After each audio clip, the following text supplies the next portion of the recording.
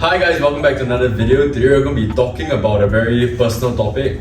It's called what is rock bottom to you. So I have a friend here. I don't know how to pronounce your name, bro. Soysha ACT. I'm not going to try. See, but Pardon? Come again.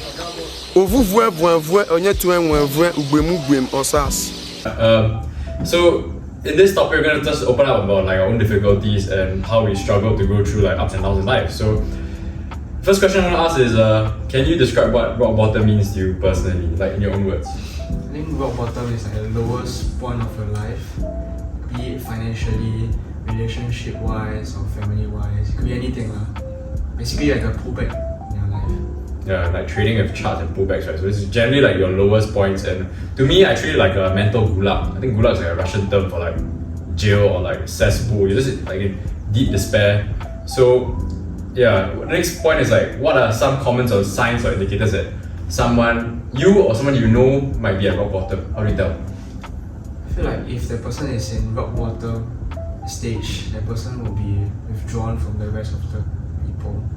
They have behavioral changes also. I think this depends on like the individual. Some people like to recluse themselves. Some people can hide it very well. They can go to like work and everything and still.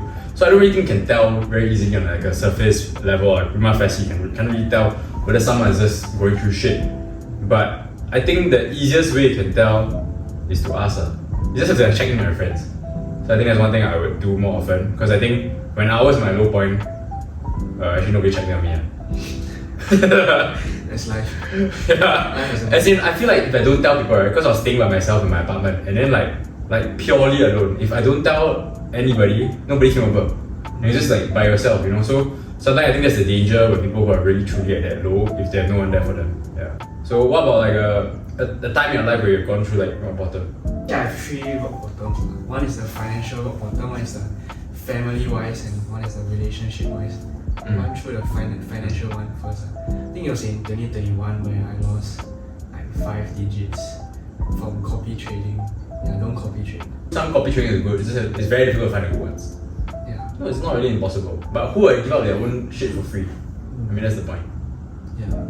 For family wise, so my parents went through a divorce 2 years back. Was it 2 years back? 2 years back. Yeah, it was a very long process. So home didn't feel like home, it was just like a physical shelter. So I wanted to be everywhere else except home. And yeah, I always choose to go out every day, and even if I'm at home, I'll just be in my room doing my own things, like isolating myself. Yeah. I think it's a very common occurrence. Like, I think most people don't know that like something like 50% of marriages end up in divorce, and generally that really affects the child. So that's one thing I want to I want to not have one day. I don't want to get divorced. It's my actual single goal in life. And I think the preventive measure I have right now is celibacy, not getting married. But eventually the idea will change. But I mean, like, to me, prevention is better than cure. I don't want to get divorced, so I don't get married. But that's also a fallacy. I'm not going to go down that dark incel path. But generally, yeah, I think that's very damaging to a child and a family, the nucleus of a marriage. And the nucleus of a family, when the structure is broken, I think it just affects, it promulgates. Everything just goes wrong when family is not there. It's like the tie that bonds you. I really feel it depends on the child. How strong they are as well. How strong they are, whether they are able to cope, how they find their way out, because it really takes a lot of strength to get out of these situations. It's not easy. No, relationship. So that one was during COVID. Right before circuit breaker. Yeah, I think circuit breaker actually helped me to move on from my ex, because you cannot go out, you cannot meet people. You can. You can, but it was difficult during circuit breaker. So it kind of forced me to isolate myself and reflect after my breakup. Right. Like, one thing I'll add as someone that's older, because I'm like a few years older than him, right? One thing I'll add is that everything you deal with, your problems get bigger. So, like, I'll glance on this later, right? But generally, when you say like financial losses, I literally just lost like 5 digits like last week. You know, when you talk about like, it's not like flex, it's just like things get more serious when you get older. Even relationships, when you are young, it's just like puppy love and shit. Not saying yours is, but later on, it's like you have like things to consider, like marriage, kids, alimony, maintenance, or whatever, whatnot, right? There's different factors, and even family units. I think the longer they are together, the harder the heartbreak is. So I mean, I'm not going back to a trading term, but like cut your losses fast, let your winners run. I mean, if things are bad, then just cut, man. As in, like, that's the thing. Like, you know, like a market, if the trade is going against you, cut. If your copy trading fails, cut. If your relationship sucks, cut. If your family is bad, try not to cut, but cut. Like, my theory with both things is that, like, sometimes it's better to move on and like marinate and promulgate in your self-despair and then just being so emo about shit. Because the faster you move on, the faster you can move forward. So my lowest points, finances obviously affected me, but nowadays I don't risk what I cannot afford to lose. So like, I don't share about it. Last week I lost about 30k US, so it's about 50k Sing. I'm still quite positive and upbeat about shit because I think that's an amount that I've expected. There's expectancy, right? There's positive expectancy, there's negative expectancy. I allowed myself to take that risk and I paid the price for it, right? So that's one factor. I went flat broke like in 2020 during the COVID crash. Like everything went down, I was on margin, I was on leverage, everything. That was my lowest point because I couldn't finance my rental apartment and stuff. I was with a partner at the time and I felt like that was very stressful for me. So sometimes when all these things come together, it can become very painful. So to me, finances are not that big of a stress right now. I still challenge myself to make more, but it's just, I'm comfortable with my pace right now. I guess relationships, my worst one was like my last one. I just got cheated on, I got bamboozled. I talked about it before, I'll talk about it in more detail next time. It just made me think a lot about like what I want in a partner and what I did not want. So I find this all like learning lessons for me. And those points when everything came together, I think it was in COVID also. I think COVID really was like low for a lot of people. But when the relationship fell apart, the finances fell apart, and then for me, I'm like fortunate my family like was there for me. But the one thing I'll say is that open up to your friends and family. Because there was a moment that like when nobody knew, I told you, right? And then I had to I reached out to one, and lucky that one person's like asked other people to come down. So like then they came over to my apartment and then console me, and then there was like an intervention, and like there was just a bunch of people like streaming in my house every day to make sure I wasn't like suicidal or like being crazy. What strategies or coping mechanisms would you find helps to overcome this kind of challenging situations? I feel journaling, exercising, reflecting, sleeping well, eating well, don't compromise on your health. Just because you're in a depressed state doesn't mean that you have to neglect all of these aspects in life. Yeah, I think like the thing I'll add, which I didn't add, is not like one of my lowest points I didn't think about was my physical lowest point. When I got injured, I got into a bike accident and then I fell off a cliff and everything, right? When I tore my labrum, because I took a lot of precedence in like how strong I was in my physical attributes and like my just being functional, right? When you don't have that, that's why I say health is the most important thing. Like you could just go broke, right? But if you have arm got leg, right? You're already more fortunate than a lot of people already. You know what I mean? Like you look at what's happening with like the war in Palestine and everything. So I think the health part, and it's just not just physical, it's mental health also. You just gotta like work on those things. So how will you work on those kind of like physical and mental health? Like train every day, ice baths? Just train every day, wake up early, hot baths. I take hot baths. Hey, you're missing out, bro. I don't think I think cold showers once in a while. I think it helps to like reset your, I don't know, like I'm not like whole morning routine dopamine reset kind of guy, but I think it helps to like switch things up. If you really need to, speak to a psychiatrist, because I've spoken to like I've been to like clinics before. I've taken like Xanax, I've taken Ritalin. I've talked about my like I was only depressed for like 3 to 6 months right after like that very very harsh breakup where I found out a lot of things later on and that really crushed me, right? But I think medication is important if you need it, and a very natural form of medication is just running. I know there's this whole phase of like run clubs and shit, but like you know you can get dopamine from it. You can also get like catharsis from working out. So I feel like that's what I think you should do. Just go to the gym. It's free therapy. Yeah. I don't gym and exercise with music. Oh damn. So that's real raw, man. Sometimes it's better also because you're left alone with your thoughts. You can reflect. And then sometimes when you have those negative thoughts, you can push yourself even further. What advice do you give to someone who feels they may be at rock bottom right now? I would say the only person who can help you is yourself. There's no one that wakes up every day thinking that they want to help another person. So you only got to help. Have very few.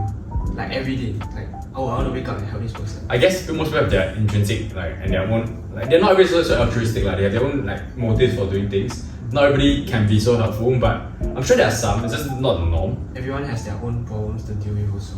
Yeah. That you may not see. You can't one thing I learned also is not to trauma down on people. Because if you're going through shit, right, you can't expect everybody to pick up your pieces because Like really, the only one that can pick up your pieces is yourself. You might need to just force yourself to get out there. I think doing that, it's like little steps, right? You make your bed, you go to the gym, you wash your clothes, you drink more water, you take care of yourself, and then step by step I mean, if you're in a place where you don't have a job, then find a job, you know, get moving, get working. And then slowly, I think you'll start realizing that things fall into place. Because some people say, oh, I'm lonely, I have no friends. But then you just need to go out there and talk to someone. And you get the rejection, so be it. Rejections are part of life, you know? And that brings me to the point that, like, when you have ebbs and flow in life, right, it's kind of like, my viewpoint towards things is that there's always going to be another there's always going to be another like downturn or like a pullback, you know? Like life is like a wave, and the wave always goes up higher and higher. So the ebbs and trials get bigger, the crests and falls get bigger, and then over time, like what you said, your problems get bigger. Financial losses will be bigger, family losses will be bigger, everything will be bigger. And the one thing that also has to be bigger is your ability to deal with shit.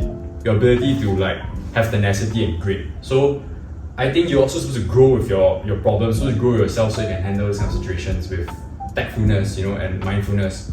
I think taking ownership of all your problems, like all your problems were part of like you caused some of them. Even if you didn't cause your family situation, right, you also had the part to play in your mindset and how you dealt with things. So I feel like you can't blame the universe for like promulgating or like orchestrating to be against you. You have to also accept that it's your perspective and how you view things are. You know, like if you made that trade, you made an investment, you believed the wrong person, you dated the wrong, that's all your choice. You didn't do your due diligence. You didn't take a holistic understanding of things. You didn't, yeah. So once you don't have that victim mindset, you look things in the perspective of like, I fucked up. It's me, right? I'm the problem, right? I messed up. So when I start viewing things that way, I also realize that I have rooms to grow. I guess also taking ownership of your own faults also lets you take ownership of your own success. Because everything is, you are your own control, you know? Hope. I don't believe in hope. I also don't believe in like, I don't believe in like soulmates. I believe in like, you make your own luck. You make the shit happen. And obviously, sometimes there's timing lah. Some people have things lucky and others with different starting points in life. But at the same point, it's also, it's you. Your whole journey is just you. How you do things differently in terms of relationship, in terms of family dynamics, in terms of finances. I think in terms of finances, definitely be more prudent. For relationships wise, just accept the fact that it takes two hands to clap. It doesn't work, it doesn't work. So just need to move on from there. To the point where it took me only one day to move on from my latest ex, even though it was like quite a good relationship. Yeah, it just happens. Then for family wise, I guess appreciate your parents and the people around you more. Like give them a hug. Even though you know you may not be that close to them, just give them a hug. Like you may not be able to do it next time. Do you reproach your family for doing certain things? I feel like everything is all they have their own choices, right? They have to make their own choices for like, it's an executive decision lah. Like if they split, it's their own decision, and then that's not your call to make, right? From their point of view, they may have made a decision because of certain reasons that you may not understand the time, and you may not understand the effort also. Sometimes you just can't understand why people do what they do. Knowing where to put the risk in, you know, life is all about risk. So understanding risk is a very important thing. So to me, that's how I approach finances. I'm still gonna take risks, especially at this age where you are not like tied down with like familial commitments and you're not married, you don't have kids. I think there's a time you want to balls to the walls, you balls to the walls until you're 30. That's my theory for all those people who are under 30. Just take the risk.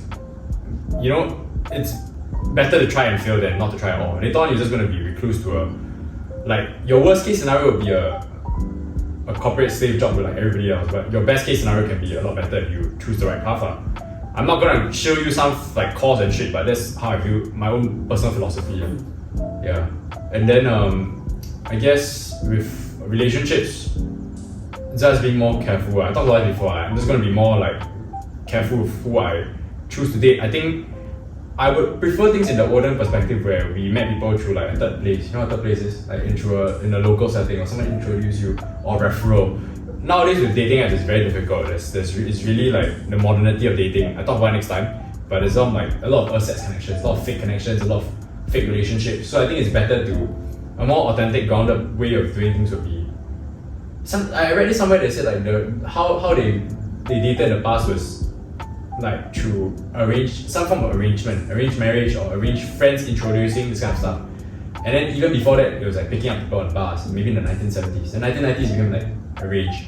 And these days it's just swipe easy culture and it's just hypergamy, hookup culture, and a lot of like, yeah, It's that's how it is. fast paced really. Yeah, it's like a fast moving consumer, FMCG, and so what was that? I don't know. Fast moving consumer. Yeah, first in, fast out. FIFO. First in, first out. Okay. Okay, so I think this wraps up the topic about hitting rock bottom, and I hope you got some learning points out of this, because this is very personal stories, but I think you will also face your own situations and just learning how to overcome your own adversities in your own way. So if you like this sort of content, remember to like, share, and subscribe, and I'll see you guys next time. Bye.